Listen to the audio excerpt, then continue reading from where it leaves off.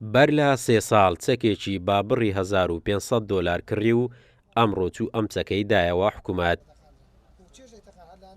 سەردار ئەملاک بازرگانی دەکات لە هەولێر وە خۆی دەڵێت سەرباری مەترسیەکانی سەر ژیانی، بەڵام ئامادە بوو چەکەکەی بداتەوە حکوومەت. چەکەکەی خۆم کە نزیک $1500 پێدا بوو تەسمیلی ئاسایشم کردوەوە ناویان نووسیم وەسڵیان داومەتێ کام چەکە هانی خەڵکی دەم بۆ بکات بەڵام لە بەرامبەریشدا حکوومەت هێرمی کوردستان و لایەنە ئەمنیەکان لە هەرێمی کوردستان لە هەولێر سلێمانی دهۆک دەبێت ژیانی خەڵک پارێزراوتر بێت. من کاتێکە بزنس دەکەم چەکێکم لەلا بە بۆی پارێزگاری لە خۆم و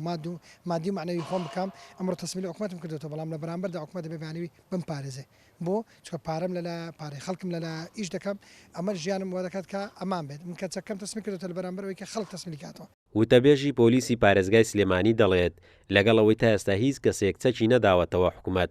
بەڵام هەر کەسێک چەک بداتەوە پسوولەی بۆ دەکرێتن و ناوی تۆمار دەکرێت. لە دوای بڕیارەکەی سەرۆکایەتی ئەنجومەنی وەزیرانە تا ئێستا هیچ هاوڵاتێک نەهاتۆ چەکەکەی خۆی بێنە تەسلیم بە ئێمە یا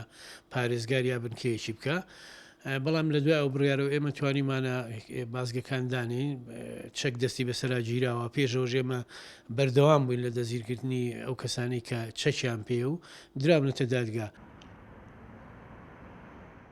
لابارەی دوایین ئاماری ئەو کەسانەی چەکیان داوەتەوە حکوومەت پەیوەندیم با وتەبێژی پۆلیسی پارێزگای هەولێر و دهۆک کرد، بەڵام بەردەست نەبوون. پەیوەندیەکەت وەڵام ناداتەوە تکە دواتر پەیوەندی بکەرەوە وەک هاوڵاتیەک یعنی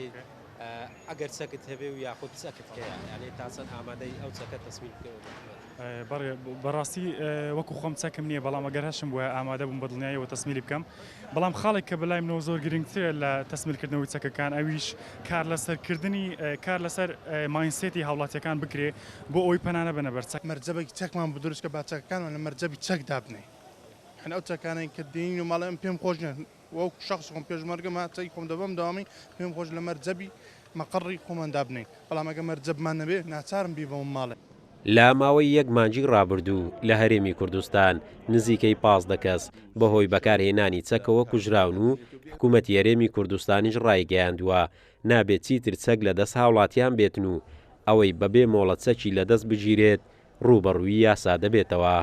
قارەمان زەوهەر، کورسات نیوز، هەولێر.